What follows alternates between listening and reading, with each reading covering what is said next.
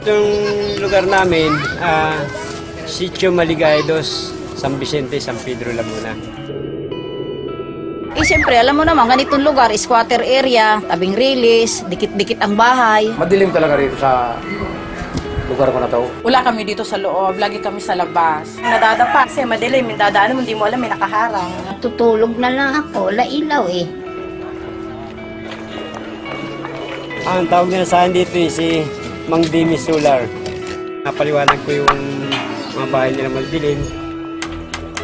Bubutas ka ng yero, lalagay mo yung bote, lagyan mo siya ng sealant, bago lagyan mo siya ng tubig na mineral, lalagyan ng sunrops. Bago kabit mo sa bahay, lagyan sealant mo para hindi tumulo. Ganun lang kasimple yun. Dati yung ganito, ito kadilim nung bago ko pagkakapitan. Ngayon, nung kapitan ko na, ito na ang liwanag niya. Yan ang liwanag. Umili po ako kasi bote lang, tubig. Maliwanag na yung bahay mo. Bumaba yung ano ko, binayaran ko ngayon. Simula nung makabitan ako dito. At saka itong solar bottle valve na to, hindi mainit.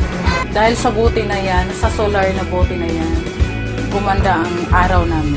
Ang nalagyan na namin ito ay bali 643.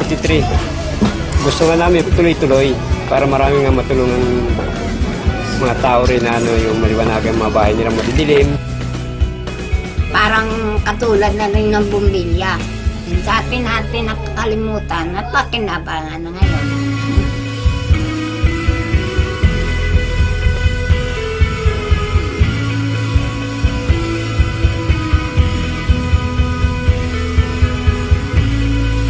Kaliwa!